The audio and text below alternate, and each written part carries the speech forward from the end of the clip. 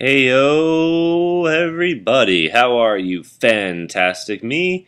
I am, well, not so fantastic today. I'm in a good mood. Just a little sick today. I've caught cold.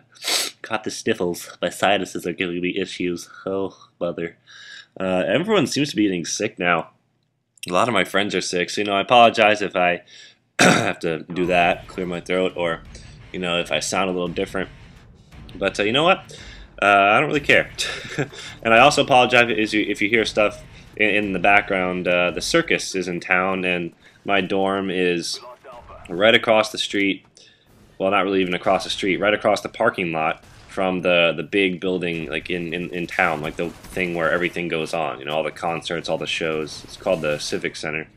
So I apologize if every once in a while I hear like, "Oh, sir, it's the freak show. Come get your tickets. It's the freak show. Freak show." I don't know. That's all I've been hearing all day. So yeah, the Ringling Brothers and Barnum and Bailey Circus is here. So anyway, yeah, we're playing some Domination on Summit. This is another Stories of My Life installment. This is gonna be kind of a long story. So I'm sorry. I'm using the AUG. I'm using perks I normally use, and this is really nothing new. I apologize. I do have lots of gameplays saved up of me using different guns, different setups, but this is a long story, and so I went into my folder and I picked the longest gameplay I had saved, which was this one, because I just want something to talk over, and hopefully you guys can still get some tips from this. I probably will stop from time and time again to kind of talk about what I was doing, but for the most part, I'm just going to start telling this story. And the story that I want to tell, it's not really one single story, but it's actually kind of how I got interested in movies and editing and video production. I guess most of you should know my major in college right now is film and television, and I'm minoring in cinema studies, which is pretty much film history. So I'm a huge film nerd, and I'm not afraid to admit it. In fact, I'm quite proud of that fact, okay? Leave me alone, I'm very sensitive about it. Not really. But I kind of wanted to tell how I got involved in it, and how I'm interested in it, why I'm majoring in it, and why that's something I want to do as my career. My father has been working in television for he worked probably more than a decade before I was born. He was working in television, the television business. He did a lot of really well-known things. He covered the inauguration of President Ronald Reagan. So you guys probably, I'm not even old enough because I wasn't born then, but I'm certain none of my subscribers are that old. But maybe your parents remember it. But basically all the shots you saw, coverage of his inaugural, all the camera work, that was all my dad was all involved with that. So kind of growing up, and there was this constant television, like video production, thing, always around me. I always had that around me because that was my dad's job. And he would take me a lot of times to the television studio, and I would just mess around with the buttons and, kind of play with the switches, because, that's what every little kid likes to do at that age. I was just a little toddler. And, so it was a lot of fun. So I always had this, like the influences of my dad, and he's probably the single greatest influence of why I'm so interested in film, even though my dad never worked in film at all. It's all just television and just video production now. And he that's what he does for a living now. He he works in video production, and that's really, I don't really want to give too many details about my parents' jobs or anything, but my dad just works in video production now. So I always have had access to all these professional equipment, all this professional software, and professional people, in the video production business. So I've grown up with it. So that obviously played a huge factor in it. And actually, I think probably the one moment that I realized that I really started getting interested in it, this is going to sound really stupid, but if any of you guys remember the movie Spy Kids, that movie came out when I was really young.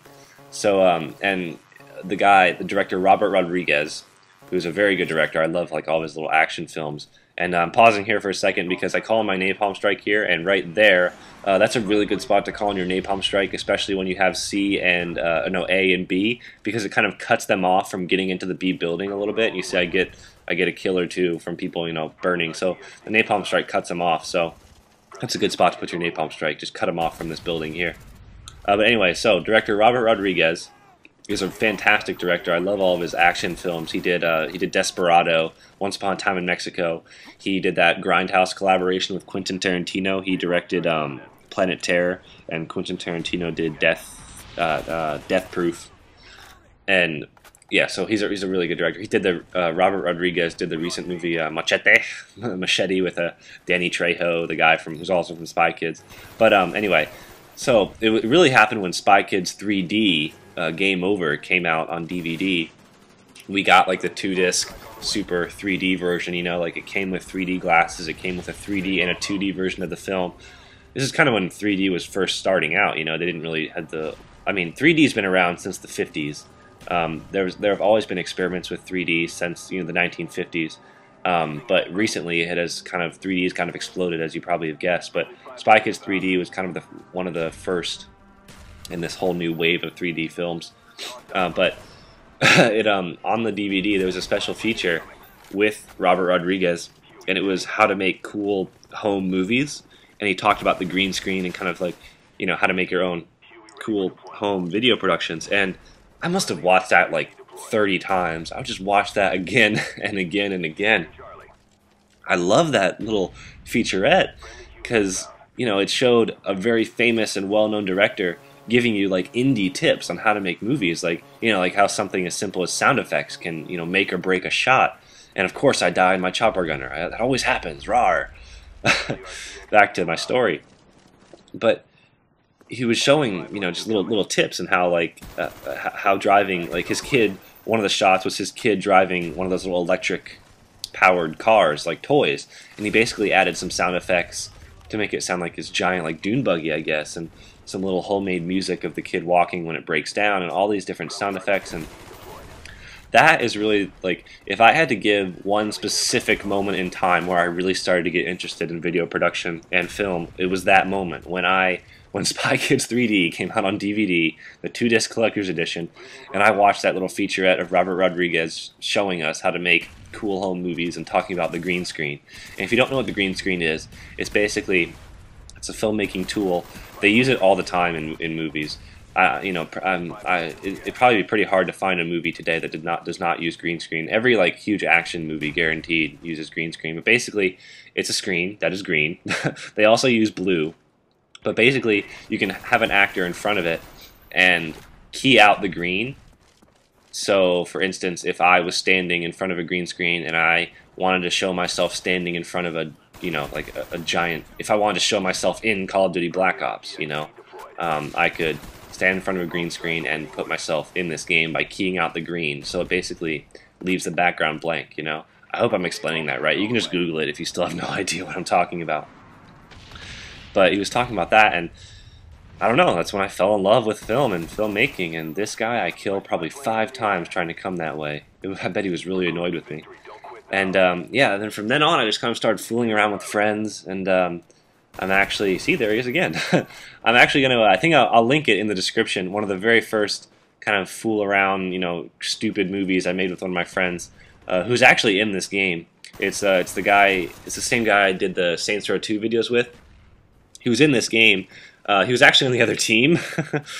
We can't figure out how to get the party system to work. It always disconnects us, so we just have to join each other's sessions. And I guess we figured out that if he has the same clan tag as me, it'll put us in the same game. But he didn't at this point, and it put us on opposite teams, and I owned him. He went very negative in this game, so no offense, buddy, but anyway. So yeah, I'm going to link in the description one of the first films that I made with him. Not a film, just the first little video I made with him. It's called Lame Superpowers, and it was really stupid and hilarious. But yeah, I hope you guys enjoyed this story. That was kind of, how I got interested in film, and, that's my major now. Oh, there he is, you see him, VA Fencer. He's 7-22. Oh, man. I'm sorry about that. So anyway, I hope you guys enjoyed this story. Hopefully it was entertaining. Yeah, leave your comments, ratings, whatever you like, and I'll see you laters.